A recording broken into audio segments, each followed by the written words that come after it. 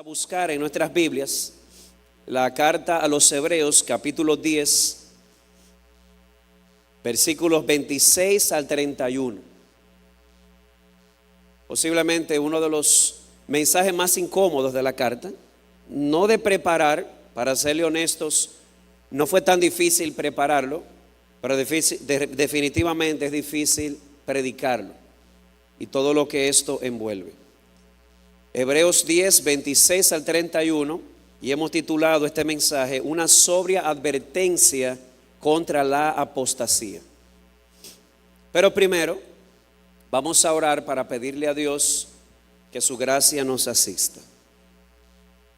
Padre bueno y Dios eterno, te damos gracias, oh Señor, por todas tus bendiciones, por todos tus regalos.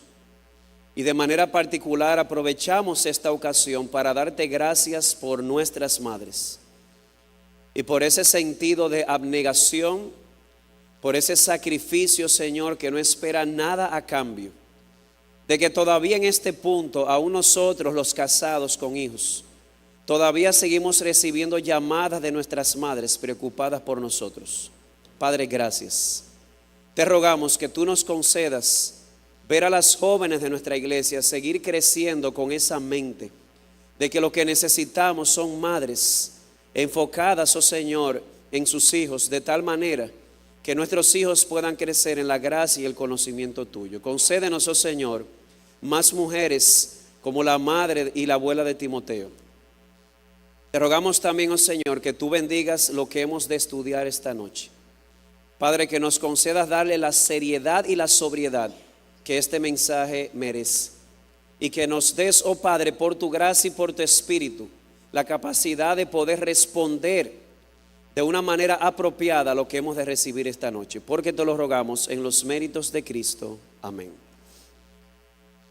Bien, yo voy a entrar casi de lleno, no vamos a introducir mucho, simplemente vamos a repasar lo que hemos visto hasta el momento. La carta a los Hebreos fue escrita a una comunidad de cristianos que estaban expuestos al peligro y a la persecución, y por esa razón precisamente estaban tentados a abandonar el cristianismo para volver, en este caso, al judaísmo, dejar el sacrificio de Jesús para volver a los antiguos sacrificios del antiguo pacto. Y el autor lo que hace es presentar cómo Cristo es supremo. Vimos en los capítulos 1 y 2 que Jesús es superior a los ángeles. Porque ¿a cuál de los ángeles Dios le dijo alguna vez: mi hijo eres tú, yo te he engendrado hoy? Nunca, solo al hijo. Luego en el capítulo 3 Jesús es superior a Moisés, porque Moisés fue fiel sobre la casa, pero era un mayordomo. Jesús no es mayordomo, Él es el hijo y por lo tanto el heredero y el dueño de la casa. Luego en el capítulo 4 Jesús es superior a Josué, porque si bien es cierto que Josué el libertador llevó a Israel a la tierra de reposo en Canaán, ese no era el reposo final o definitivo. Solo Jesús nos puede dar ese reposo. Luego en los capítulos 5 al 7 Jesús es superior a los sacerdotes levitas.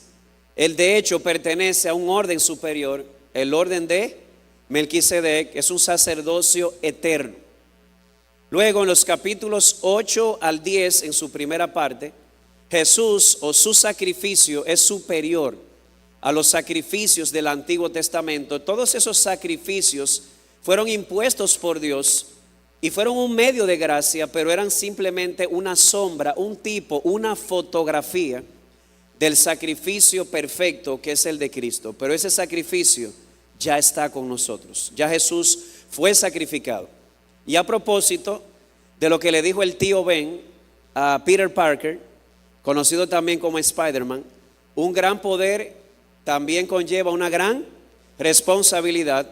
Y en el capítulo 10, específicamente los versículos 19 al 25, que fue el último estudio, vimos cómo el creyente, por todo lo que se ha dicho, el creyente tiene un gran privilegio. ¿Cuál? Hay un camino que está abierto ya. Ese camino que nos lleva al lugar santísimo, el camino que nos lleva al Padre, ya está abierto. ¿Por qué? Porque Jesús lo abrió. Él se sacrificó a sí mismo y con su propia sangre abrió ese camino a la presencia de Dios. Lo hizo por nosotros. Y además, dice el autor a los Hebreos, ahora que ha abierto ese camino y ha llegado a la presencia del Padre, ahora está a su diestra intercediendo por nosotros eternamente. Así que qué gran privilegio. El camino está abierto a la presencia de Dios. Y cuando lleguemos allá a la presencia de Dios, tenemos a la diestra de nuestro Padre, a Jesús, Emmanuel, Dios con nosotros, intercediendo constantemente. Así que de ese privilegio o de esos privilegios, el autor sacó 3 aplicaciones. ¿Quién recuerda cuál fue la primera? La primera aplicación, si el camino ya está abierto y tenemos un abogado a la diestra del Padre, ¿cuál es el primer mandamiento? Acerquémonos a Dios. El alejarnos de Dios porque pensamos que somos indignos, eso es humildad. No, eso es incredulidad. Porque si el camino está abierto y el abogado está ahí, aunque haya tenido un mal día, aunque haya pecado, precisamente por el camino estar abierto, debo acercarme a Él. El segundo imperativo, ¿cuál fue? Mantengan firme la profesión de vuestra esperanza. Y tercero, considerémonos unos a otros para estimularnos al amor y a las buenas obras. ¿Y cómo se hace eso? No dejando de congregarnos como algunos tienen por costumbre, sino exhortándonos unos a otros y sobre todo porque aquel día se acerca. Así que ahí están los 3 imperativos. Acérquense, manténganse firmes y exhórtense unos a otros dentro de la comunidad de gracia.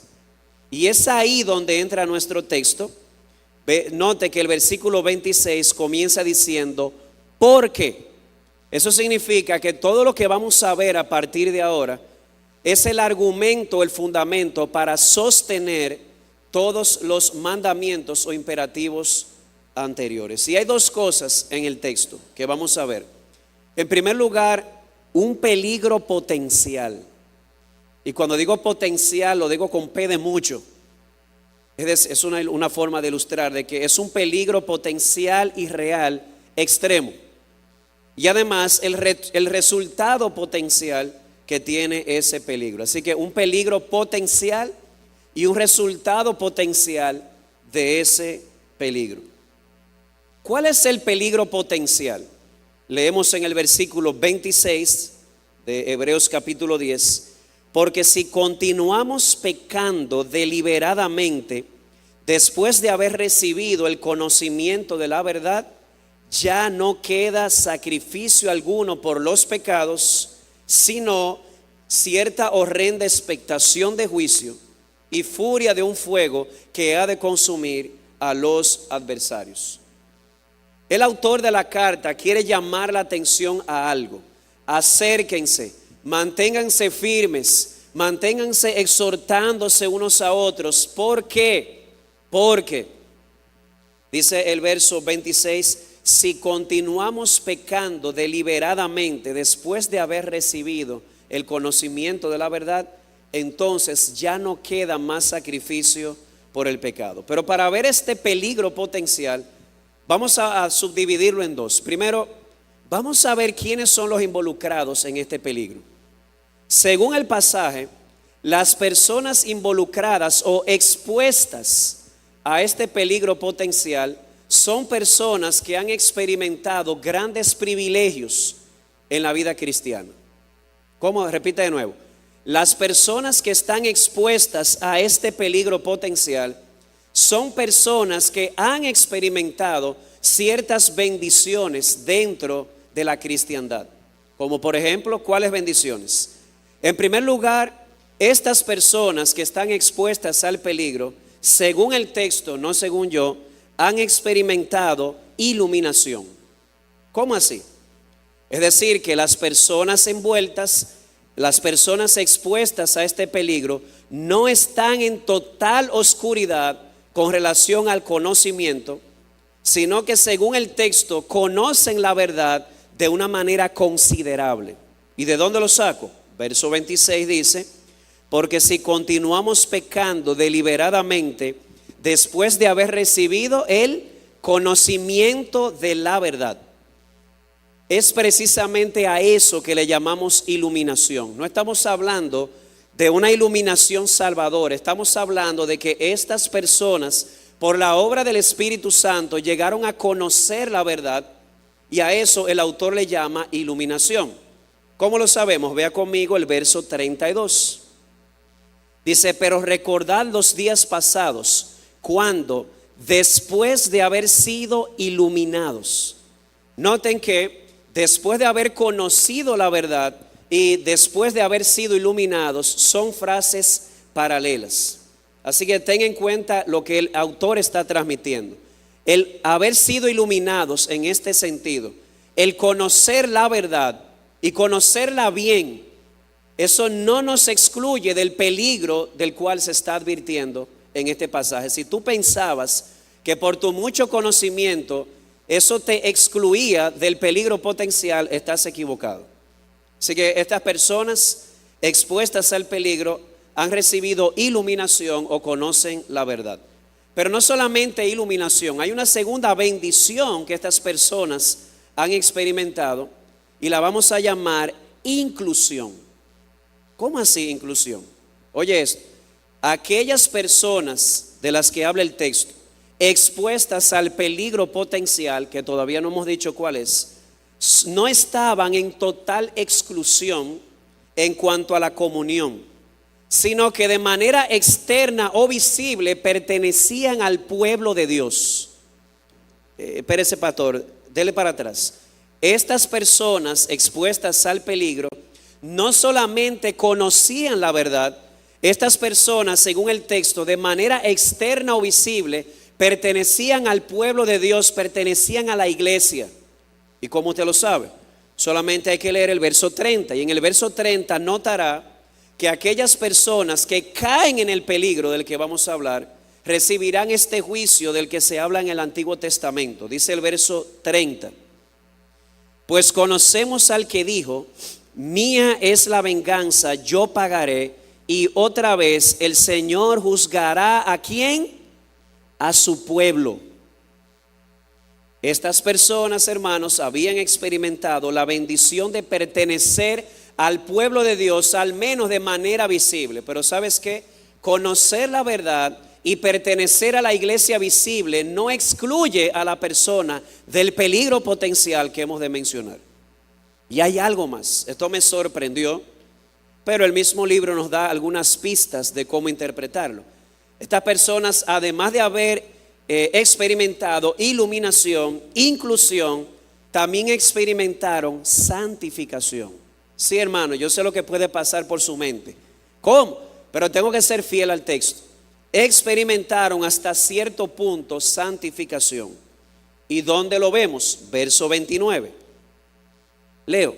Dice: ¿cuánto mayor castigo pensáis que merecerá el que ha hollado bajo sus pies al Hijo de Dios y ha tenido por inmunda la sangre del pacto por la cual fue, léalo hermano, dígalo duro, santificado? Más adelante veremos todo lo que puede estar envuelto, pero en el libro a los Hebreos, la palabra santificado es el término favorito del autor para hablar de lavados, de limpiados. No, pero que el lavamiento, la limpieza puede ser externa, no necesariamente interna. Eso es verdad. Pero independientemente de eso, estas personas no solamente conocían la verdad, estaban dentro de la iglesia y dentro de la iglesia daban testimonio de: el Señor me ha santificado, el Señor me ha purificado. Estas personas decían, profesaban, creían que Jesús había muerto por sus pecados y los había purificado de sus pecados. Así que oye esto: el tú conocer la verdad, el tú estar en la iglesia visible y el tú decir: yo creo que Jesús murió por mis pecados, eso es buenísimo, pero eso no te excluye del peligro potencial. Yo te pregunto, ¿tú conoces la verdad? ¿Tú crees que conoces la verdad, hermano? Yo veo hermanos diciéndome que sí, tú conoces mucha verdad. Aquí tienes un púlpito que por muchos años te ha enseñado la verdad.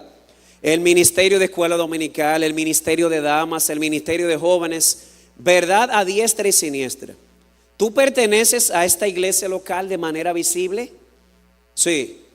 ¿Tú profesas haber sido purificado por el sacrificio de Cristo? Sí, ellos también. Y si a pesar de todo ello, ellos estaban expuestos al peligro, tú y yo también. Así que presta atención a lo que hemos de decir.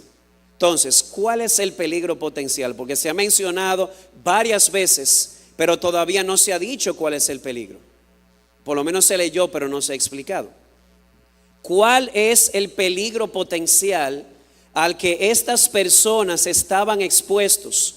¿Cuál es el peligro potencial al que tú y yo, a pesar de conocer la verdad, a pesar de pertenecer a la iglesia y a pesar de decir y creer que Jesús nos lavó con su sangre, cuál es el peligro al que estamos expuestos? Dice el verso 26 en su primera parte: porque si continuamos pecando deliberadamente después de haber recibido el conocimiento de la verdad. La frase clave aquí es esta: continuamos pecando deliberadamente después de haber conocido la verdad. ¿Qué significa esa frase? Es muy importante resaltar o decir lo que no significa. Miren, hermanos, ese versículo ha sido controversial desde el mismo inicio de la iglesia. Hoy, ¿por qué? Habían hermanos, como ha resaltado el autor Robert Dean, que en la iglesia primitiva decían que si una persona negó a Jesús una vez y luego volvía arrepentido, ya no podía restaurarse a la comunión. Así de sencillo. Habían hermanos que creían de verdad por este texto que si un hermano en medio de una persecución negaba a Jesús y luego volvía arrepentido, ya no podía restaurarse a la comunión, ya no había perdón para esa persona. Yo me pregunto, con todo el respeto y sabiendo que la doctrina cristiana no había madurado, ¿qué hicieron con las 3 veces que Pedro negó a Jesús? Hasta con maldición. Y fue perdonado y restaurado, convertido hasta en el líder de los apóstoles en Jerusalén. De hecho, hay otros que han interpretado este texto diciendo que un verdadero creyente regenerado no puede pecar después de haber sido bautizado. Pero eso, hermanos, no es consistente ni con la Biblia ni con la experiencia tampoco.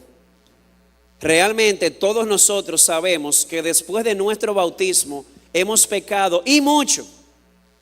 Así que la pregunta es la siguiente: ¿qué significa pecar deliberadamente después de haber recibido el conocimiento de la verdad? La mejor respuesta se encuentra ¿dónde?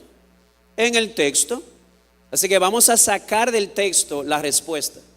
¿Cómo inicia el verso 26? Porque. Así que vamos a buscar la respuesta en los versículos anteriores. ¿Cuáles fueron los 3 imperativos que el autor le dio a estos hermanos? Número 1, acérquense a Dios, porque el camino está abierto y hay un abogado. Segundo, manténganse firmes en la profesión de su esperanza. Y tercero, estimúlense unos a otros al amor y a las buenas obras, no dejando de congregarse, sino exhortándose unos a otros. Pregunto, si el verso 26 inicia con un porque, ¿qué significa pecar deliberadamente después de haber recibido el conocimiento de la verdad? ¿Nos parece, a partir del texto, que el autor no está pensando en un pecado particular o individual, sino que él está pensando en un estado persistente? Porque dice ahí continuamos, y no solamente persistente, sino también voluntario, porque dice deliberadamente. Un estado persistente y voluntario, en el cual una persona, por el engaño del pecado, capítulo 3, versículo 12, se ha endurecido tanto que ha decidido alejarse de Dios, negar su fe y abandonar la iglesia. ¿Qué le parece? ¿Ustedes creen que tiene sentido con el texto? Repita, pastor. Acérquense, manténganse firmes y congréguense. No dejen de congregarse. ¿Por qué? Porque el que peca deliberadamente. ¿Qué es pecar?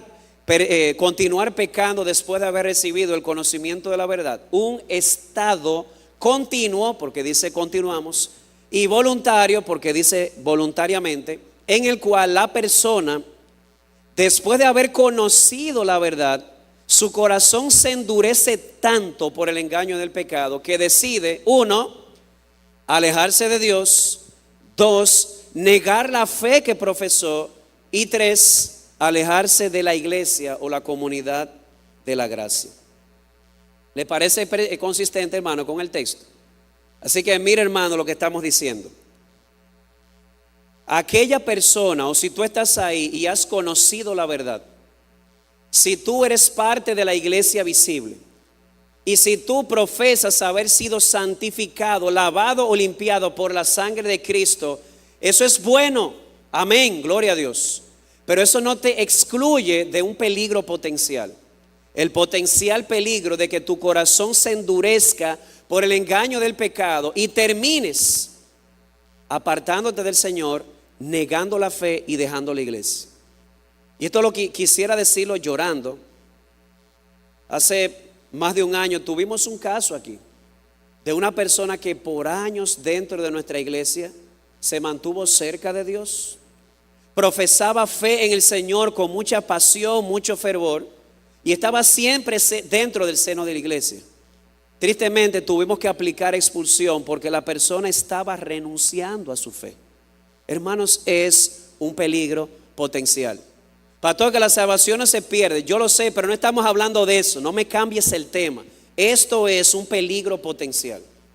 ¿Y cómo se le llama a ese peligro potencial?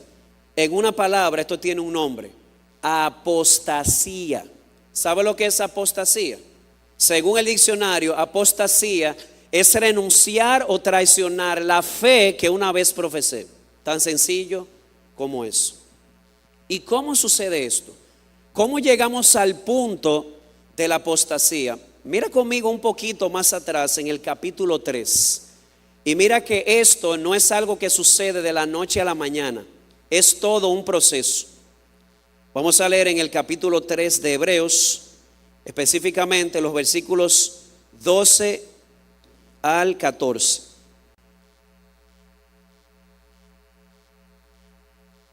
Dice: tened cuidado, hermanos. ¿A quién le está hablando él? A hermanos. No sea que alguno de vosotros haya un corazón malo de incredulidad, es decir, ya no le cree a Dios. ¿Para qué? Para apartarse del Dios vivo. Antes, exhortaos los unos a los otros. ¿Ustedes saben dónde aparece esa frase? En el capítulo 10, cuando dice: no dejando de congregarnos, sino exhortándonos unos a otros. Dice el 13: antes exhortaos los unos a los otros cada día, mientras todavía se dice hoy, no sea que alguno de vosotros sea endurecido por el engaño del pecado. Ahí está. Es un proceso. ¿Cómo comienza? La persona que conoce la verdad, que pertenece a la iglesia visible y que dice haber sido lavada por Cristo, comienza a ausentarse de la iglesia. Así comienza el asunto. Es en la iglesia, en el seno de la iglesia, en la comunión con los hermanos, donde nos exhortamos mutuamente al amor y a las buenas obras. La persona comienza a ausentarse. El estar ausentes de la iglesia y desprovistos de esa exhortación comienza a dar cabida al engaño del pecado. El pecado comienza a decirnos que hay más placer en el pecado que en Dios. Y por no estar expuestos a la bendición de la comunión, comenzamos a creerle al pecado. El corazón comienza a endurecerse. Comenzamos a alejarnos de la iglesia visible. Negamos la fe que una vez profesamos y terminamos apartándonos de Dios. Es todo un proceso. Por lo tanto, amado hermano, si hay alguien cerca de ti, ya esto es una iglesia de 420 miembros. Si hay alguien cerca de ti que estás notando que se está ausentando, acércate. Puede que la razón de su ausencia sea justificable, pero puede que no lo sea. La apostasía, según Hebreos, ustedes lo vieron, comienza cuando esta persona comienza a tener como una costumbre el no congregarse, al no estar expuesto a la enseñanza, a la confrontación de los hermanos, termina siendo seducido y engañado por el pecado. Y el corazón se endurece, amados hermanos, a tal punto que termina negando la fe y apartándose. Y termina como Esaú, capítulo 2, que aunque procuró el arrepentimiento, no lo tuvo. Llega un punto en que ya el corazón está tan duro que ni siquiera considera el arrepentimiento como una opción. Y esto, amados hermanos, la apostasía es algo serio. Esto no es algo ligero, no es algo trivial. Hermanos, la apostasía es algo tan serio que aunque hayas profesado ser creyente, Dios comienza a verte como un enemigo. ¿Cómo? No importa que hayas pasado 30 años aquí en la iglesia. Desde que comienzas a apartarte de Dios, a negar tu fe y a ausentarte de la comunidad, Dios comienza a verte como un enemigo. Pastor, ¿y dónde dice eso? Verso 27, míralo tú mismo. Dice, sino cierta horrenda expectación de juicio y la furia de un fuego que ha de consumir ¿a quiénes? A los adversarios. ¿Sabe lo que es un adversario? Un enemigo. Esto es tan serio que Dios comienza a ver como un enemigo a aquellos que decían ser sus amigos. ¿Ustedes recuerdan cuando Jesús dice, ustedes son mis amigos y hacen mi voluntad? Tú podrás decir, yo soy amigo de Cristo. Puede que Él diga, tú eres mi enemigo. Pero que yo estuve en la iglesia, al final pudiste haber conocido la verdad, pudiste haber estado en la iglesia 15, 20, 30 años, pudiste haber dicho, Jesús murió por mí. Puedes decir que Jesús murió por ti, pero si te alejas de Dios, niegas tu fe y te apartas de la comunidad de los santos, estás dando pasos en la dirección equivocada. Dios comienza a verte como un adversario, como un enemigo. ¿Y por qué? ¿Por qué Dios comienza a verme como un enemigo? Dos razones. Primero, por la actitud. ¿Cómo así la actitud? Mira conmigo el verso 26 otra vez. Dice, porque si continuamos pecando deliberadamente, presta la atención a esa palabra, deliberadamente. Más adelante dice, ya no queda más sacrificio por el pecado. ¿Ustedes saben de dónde viene ese pasaje? Para los que llevan notas, en Números capítulo 15, anótenlo por ahí para que lo busque, no ahora, pero en su casa. Números 15, 27 al 31, hay una distinción de dos tipos de pecados allí. Literalmente allí dice que toda persona que haya pecado por yerro, hay sacrificio para su pecado. Pero toda persona que haya pecado con soberbia, literalmente, ya no queda sacrificio por el pecado, sino que la persona es excluida del pueblo de Dios. Según Números 15, 27 al 31. Oye esto, según ese texto, hay una diferencia entre pecar por yerro y pecar por soberbia. Ambos son pecados, no te equivoques. Y ambos requerían sacrificios, pero se hacía una distinción. Y el autor está utilizando precisamente ese texto o aludiendo a ese texto para decir que apartarse de Dios, negar la fe y abandonar al pueblo de Dios es un pecado cometido en soberbia. Eso es lo que significa aquí la palabra deliberado, o por lo menos lo que está detrás de la palabra. Por lo tanto, no me sorprende que Dios vea a esta persona como un enemigo. ¿Por qué? Porque en su corazón, esta persona con soberbia en su corazón y completamente consciente de la verdad, ha decidido apartarse de Dios, negar la fe y ausentarse del pueblo de Dios. Pero Dios no solamente lo ve como un enemigo por su actitud. Es que mire, mi hermano, cuando una persona se aparta de la fe, es el acto de traición más grande que usted puede imaginar. ¿Ay, por qué? Porque cuando una persona decide abandonar a Dios, negar la fe y apartarse del pueblo de Dios, está cometiendo una triple ofensa. ¿Cómo así una triple ofensa? Bueno, primero, según el verso 29, todo aquel que se aparta de Dios de esta manera está ofendiendo o rechazando al regalo de Dios Padre. Mira conmigo el verso 29. Dice, ¿cuánto mayor castigo pensáis que merecerá el que ha hollado bajo sus pies al Hijo de Dios? Oye eso, hermano. negar la fe, apartarte de Dios, es equivalente a tomar a Jesús, el Hijo de Dios, y pisarlo, ponerlo bajo sus pies. Hermanos, ¿quién es superior? ¿Jesús o los ángeles? Hebreos capítulo 1, versículo 5. Él es superior a los ángeles. Y Dios no envió a un ángel a morir por ti. Él envió a su amado Hijo.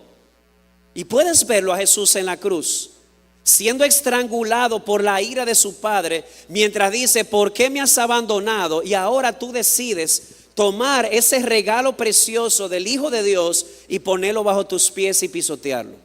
¿Cómo? Yo nunca he dicho eso. No lo has dicho. Pero si te has apartado del Señor, si has negado la fe, si te apartas de la comunión de la iglesia, es exactamente lo que estás haciendo. No yo digo, el texto dice. Y no solamente un rechazo al regalo de Dios, es también un rechazo al sacrificio de Dios Hijo.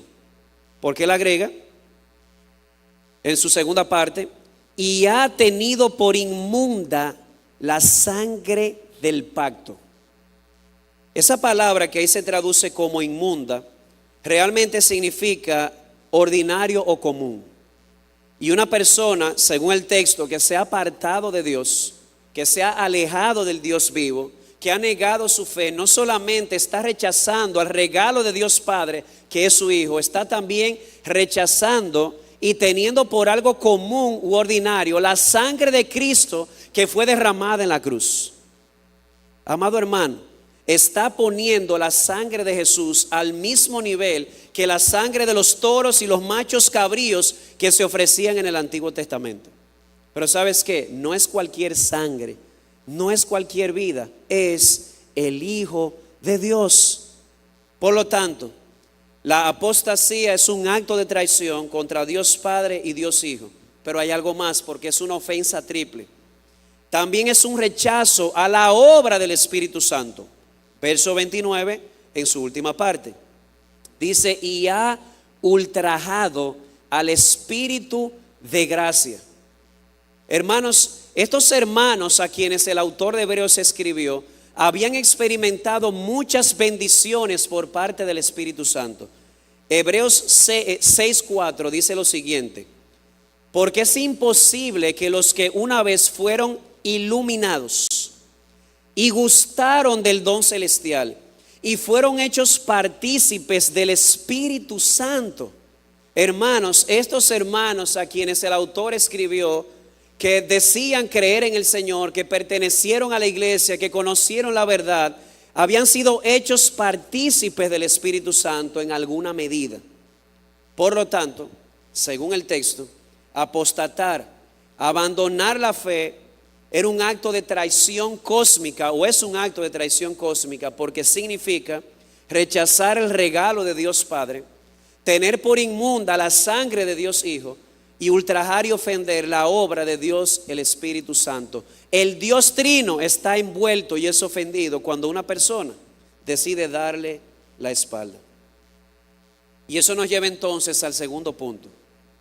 ¿Y cuál es el resultado potencial de una persona que ha caído en el peligro potencial? ¿Cómo le llamamos al peligro potencial en una palabra? Apostasía. Después de haber conocido la verdad, de haber pertenecido a la iglesia y de haber profesado, haber sido santificado por la sangre de Cristo, ahora de manera continua y deliberada decide alejarse de Dios, decide negar la fe, decide apartarse de la iglesia. Eso es serio. Dios considera un enemigo a quien proceda así. Primero, por la actitud de obstinación o rebeldía, y en segundo lugar porque es una triple injuria al Padre, al Hijo y al Espíritu Santo. Ahora bien, ¿cuál es el resultado? ¿Qué le espera potencialmente a una persona que así proceda? Vuelvo al verso 26. Dice: porque si continuamos pecando deliberadamente después de haber recibido el conocimiento de la verdad, ya sabemos lo que eso significa, ¿verdad? Ya no queda más sacrificio o sacrificio alguno por los pecados, sino cierta horrenda expectación de juicio y furia de un fuego que ha de consumir a los adversarios. Y luego en el 30 dice: Pues conocemos al que dijo: mía es la venganza, yo pagaré. Y otra vez el Señor juzgará a su pueblo. Y concluye diciendo: horrenda cosa es caer en manos del Dios vivo. Así que yo pregunto, ¿qué le espera a aquellas personas que con obstinación se alejan de Dios, niegan la fe y abandonan la comunión de los santos? Negativamente, ¿qué no les espera? Ya no les espera o no les queda más sacrificio por el pecado. ¿Te puede explicar eso? Oh, seguro. Estos hermanos estaban tentados a volver ¿a dónde? Al judaísmo. ¿Volver a qué? A los antiguos sacrificios animales. Pero haciendo eso, ¿qué estaban pisoteando? El verdadero sacrificio de Cristo. Y Él les dice: el volver otra vez al judaísmo te va a dejar en el mismo juicio, porque ya no hay más sacrificio fuera del de Cristo. Y eso no solamente aplica a toda persona que profesó fe y se fue al judaísmo. A propósito de los judaizantes hoy, eso también aplica a cualquier persona que abandone la fe y se vaya al mundo. No sé si recuerdan, hace un tiempo hablamos de dos tipos de apostasía. La apostasía religiosa. ¿Qué es eso? Cuando la persona abandona a Cristo para irse a otra religión falsa o otra religión sin Cristo. El problema es que sin Cristo ya no hay sacrificio por el pecado. Y está también lo que le llamamos la apostasía secular, que se trata de aquella persona que abandona a Cristo para irse al mundo, sea religiosa, sea secular. La persona está pisoteando el sacrificio de Cristo, y este es el problema, que fuera del sacrificio de Cristo no hay perdón de pecados. No lo hay. Lo único que queda es ira. Y eso nos lleva a qué le queda de manera positiva. Cuando digo positiva es lo que sí le queda. Verso 26 dice: sino cierta horrenda expectación de juicio, el 27, y la furia de un fuego que ha de consumir a los adversarios. Amado hermano y amado amigo, cuando una persona decide abandonar el único sacrificio que puede salvar, o para usar términos ilustrativos, vámonos al arca de Noé. ¿Qué había fuera del arca? Agua, sí. Desde la perspectiva teológica, eso es cierto, eso es cierto. Eso es lo que había. Pero ¿qué había detrás del agua? Ira y juicio. ¿Cuál era el único lugar donde había misericordia? Dentro del arca. Si una persona, asumiendo de manera hipotética, decidía salir del arca, que era el medio dado por Dios para evitar la ira, ¿a qué se exponía? No quedaba otra cosa que mucha agua. En este caso, la ira de Dios. Ese es el problema, que cuando una persona decide abandonar a Cristo y negar su sacrificio, ¿qué es lo único que se encuentra fuera de Cristo, nuestra arca de salvación? ¿Qué es lo único que se encuentra? Ira, es lo único que se va a encontrar. La ira de Dios. Dice el verso 26, y la furia de un fuego que ha de consumir a los adversarios. Pastor, dígame, lo que pasa es que yo tengo un problema con esa palabrita. Cuando yo oigo ira, yo me imagino a una persona muy molesta, fuera de sí, voceando malas palabras y tirando sillas hacia arriba, o diciéndole tres cosas a un chofer de carro público. No, eso es una ira injusta, no es de eso que estamos hablando. Y el texto presenta la ira primero descrita y luego manifestada. ¿Cómo así? Primero descrita. ¿Cómo se describe la ira en el texto? Se describe como si fuese un fuego.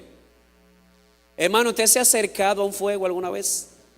Si usted es como yo, en alguna ocasión ha acercado sus manos a una vela encendida, o se ha acercado a un horno cuando está prendido. La Biblia utiliza la figura del fuego para hablar de la ira. Por primera vez en Génesis 32 se hace una conexión entre el fuego obviamente hablando en sentido figurado, y la ira. Allí en Génesis 32 se usa la frase, se encendió la ira. Y ese verbo, se encendió la ira, se encendió significa literalmente en el hebreo, estar caliente. ¿Te has visto una gente cuando está airada? ¿Cómo se pone? Aquí decimos, este tipo se calentó, se le puso la cara roja. En otras palabras, la figura del fuego se usa para ilustrar la ira. ¿Pero por qué, hermanos? La razón es esta. Porque la ira es una emoción fuerte, es una pasión que consume. Y la Biblia dice que Dios se aira. Es una pasión o una emoción tan fuerte que responde a la injusticia. ¿Cómo así? Bueno, Romanos 1:18 dice, la ira de Dios se revela contra toda injusticia e impiedad de los hombres que con injusticia restringen la verdad. ¿Qué es la ira? Es un sentimiento, es una emoción, es una pasión interna que explota cuando percibe lo injusto, cuando percibe la injusticia. Es lo que tú sientes o lo que sentiste cuando viste por televisión que a la autora del crimen le bajaron la sentencia de 5 años a 2 y a aquellos infelices que jugaron con el tiburón le pusieron 5 años. Hay algo que dice dentro de ti, no puede ser. Y eso no es malo. Se supone que un verdadero creyente debe tener, no debe ser insensible ante la injusticia. Dios no puede ser insensible a la injusticia. Dios se aira contra la injusticia. Así que pedirle a Dios que deje de airarse es lo mismo que pedirle a Dios que deje de ser justo. Dios no puede dejar de airarse porque Él es justo. Es más, te digo algo. Dios no puede dejar de airarse porque Él es amor.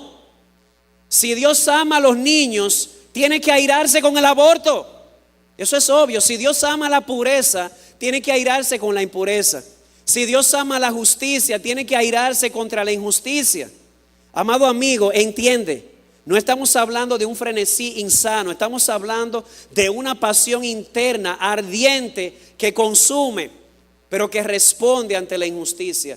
Dios se aira y no me da pena decirlo, no me voy a disculpar por mi Dios. Ese es Él, te guste o no. Pero pedirle a Él que deje de airarse es pedirle que deje de ser justo. Eso es la ira. Ahora, ¿cómo se manifiesta? El texto también enseña cómo se manifiesta esa ira, ese fuego interno de Dios contra la injusticia. Y se manifiesta en el verso 30. Dice, pues conocemos al que dijo, mía es la venganza, yo pagaré. Y otra vez, el Señor juzgará a su pueblo. Su ira es como ese fuego interno que se enciende cuando Él ve la injusticia. Y no hay nada más injusto que pisotear al Hijo de Dios. Y la manera de manifestar esa ira es llamando a juicio. Dice el texto, Dios juzgará a su pueblo. Un día, mi amado hermano, vendrá un juicio. Y la Biblia dice que en ese juicio comparecerán todas las personas, grandes y pequeños, vivos y muertos. Y dice Romanos 2:6 que Dios ese día, por medio de Cristo, pagará a cada uno conforme a sus obras. Y ese día el impío recibirá la retribución de su extravío. Ese día Dios tomará venganza de sus enemigos. Una venganza que, como dice el verso 27, ha de consumir a los enemigos. Y no te equivoques, cuando digo consumir, no estoy diciendo que el infierno es aniquilación. Consumir aquí, como dice Piper, es tragarse para siempre hacia el sufrimiento a una persona. Así que la ira de Dios, esa emoción interna, esa pasión que explota y consume de ira cuando Él percibe, cuando Él contempla la más grande injusticia, tomar al Hijo de Dios y pisotearlo, esa ira se manifestará en el día del juicio. Cuando Él pague a cada uno conforme a sus obras, Él tomará venganza de sus adversarios, de sus enemigos. Y no importa que hayas pasado 15 años en la iglesia, 30, si te apartaste de Él en cuerpo o en corazón, Él te ve como un enemigo. Y en aquel día tomará venganza si no te arrepientes. Tan sencillo como eso. pero bien difícil. Y el autor cierra diciendo, mira, y no te equivoques con esto, horrenda cosa es caer en manos del Dios vivo. Es verdad, David dijo en un momento, yo prefiero que sea Dios el que me castigue y no los hombres. ¿Ustedes se acuerdan de eso? Sí, pero David decía eso porque Dios era su padre. Pero si tú no eres un verdadero creyente, Dios no es tu padre, Dios es tu juez. Ese es el problema. Es mejor caer en manos de Dios cuando Él es tu padre. Pero si Él es tu juez, horrenda cosa es caer en manos del Dios vivo. Piénsalo así. En el principio dijo Dios, sea la luz. Día 4. Y Dios dijo, sean las estrellas. Tú puedes imaginarte que al comando de la voz de Dios se crearon cosas como el sol, una bola feroz que quema a 5.500 grados centígrados, 1.000.000 de veces más grande que el planeta Tierra, que con una simple palabra hizo a Canis Majoris 7 cuatrillones de veces más grande que el planeta Tierra. Y Dios lo hizo simplemente con una palabra. Piensa que por esa misma palabra de Dios, Él mantiene todo el universo en existencia. Y ahora, lo más terrible, imagina todo ese poder en contra de ti. Yo no sé tú, pero yo no quiero imaginar lo que será eso. Es mejor caer en manos de Dios si Él es tu padre, pero no si Él es tu juez. Horrenda cosa es caer en manos del Dios vivo. El Dios vivo. Su misericordia y su gracia son vivas, pero su justicia y su ira también. No juegues con eso. Apostatar de la fe es, usando palabras del texto, jugar con fuego y no con cualquier fuego. Es jugar o tentar a Dios, como decía Matthew Henry, a lo peor. Pastor, pero ¿por qué algo tan serio? ¿Por qué una advertencia tan solemne? ¿Por qué un juicio tan severo? Bueno, la respuesta está en los versos 28 y 29 del capítulo 10. Dice el 28, cualquiera que viola la ley de Moisés muere sin misericordia por el testimonio de 2 o 3 testigos. ¿Cuánto mayor castigo pensáis que merecerá el que ha hollado bajo sus pies al Hijo de Dios y ha tenido por inmunda la sangre del pacto por la cual fue santificado y ha ultrajado el Espíritu de gracia? ¿Puedes ver la lógica del autor? Él se va al Antiguo Testamento, al libro de Deuteronomio, al cántico de Moisés, o uno de sus cantos, en Deuteronomio 17 creo, y él dice, oye esto, si la ley de Dios en el Antiguo Testamento o el infringir su ley en el Antiguo Pacto era algo tan serio que era castigado con la muerte, siempre y cuando hubiesen 2 o 3 testigos, ¿cuánto más sería rechazar a su Hijo, pisotear su sacrificio, ofender al Espíritu Santo, hermanos? Si una persona rechazaba los sacrificios que Dios impuso en el Antiguo Testamento, moría, y eso eran simplemente sombras, ¿qué esperaremos de una persona que pisotee el sacrificio de Jesucristo? Dice el texto, recibirá un mayor castigo. Horrenda cosa es caer en manos de un Dios vivo. Piensa, amado hermano, piensa, amado amigo, cuán severos serán los juicios de Dios para con aquellos que rechazan y menosprecian la sangre de Jesucristo, la única que puede salvarnos del pecado. A manera de conclusión, tengo 2 tipos de conclusiones. Primero, conclusiones teológicas. La primera conclusión teológica tiene que ver con el ser de Dios. Yo estoy seguro que aquí hay personas, o podría haberlos, o tal vez personas que me van a escuchar después, que van a tropezar con lo que yo he dicho en este tiempo. Al escuchar todo lo que he dicho dirán, no gracias, yo quiero un Dios de amor. Al escuchar esto de la ira y la justicia de Dios, tropiezan porque no quieren a un Dios de ira. ¿Sabes qué? Ese es tu problema. ¿Cómo así? Ese es el problema tuyo. Tú no quieres al Dios verdadero. El problema tuyo es que tú quieres un ídolo de tu imaginación. Tú quieres crear un Dios conforme a tu imagen y semejanza que te permita vivir como tú quieres sin traer juicio. Pero ese no es el Dios de la Biblia, esa es una burla. Ese es el problema. Si tú dices, yo no quiero ese Dios, yo te entiendo.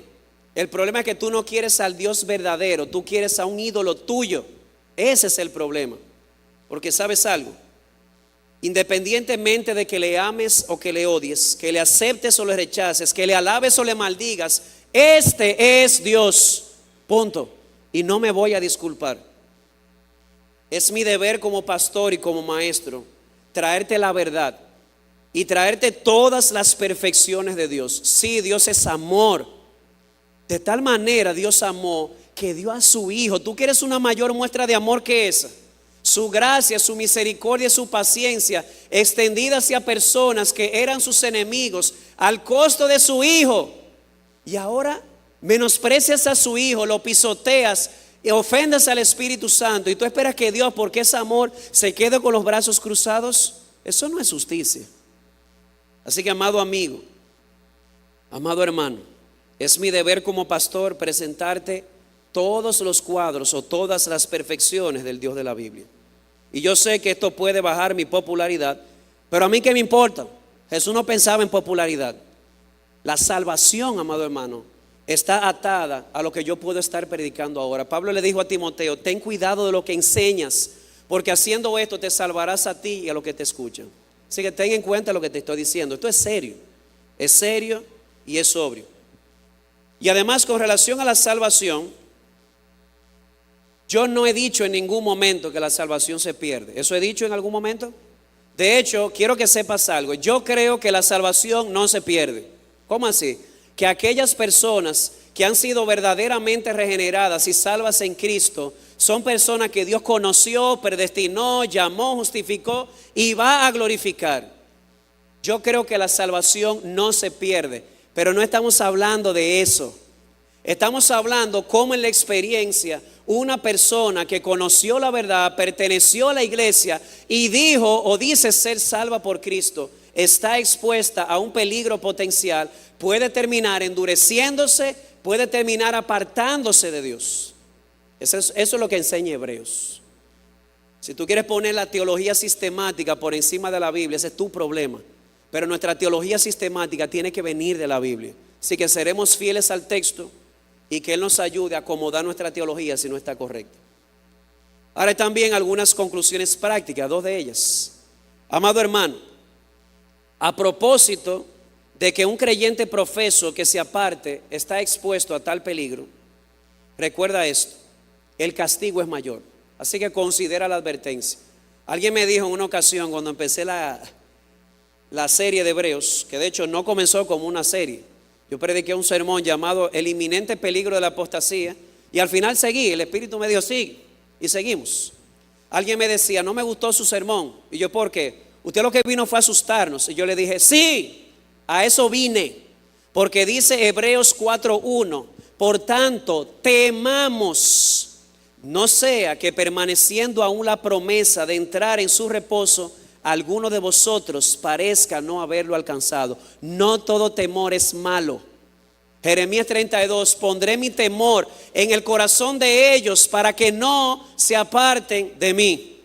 Si en esta noche has sentido miedo, amén, eso significa que el Espíritu está obrando en ti. Porque no puede ser que ames la verdad, escuches esto y que tu corazón no tiemble. Si tembló, vamos bien. No digo yo, dice el texto. Temamos pues. Así que, amado hermano, toma en consideración esto. Hay lugar para el temor. Teme y utiliza todos los medios que Dios te ha dejado para que tu corazón no se endurezca. ¿Y cuál es uno de ellos? Claro y enfático en Hebreos 10.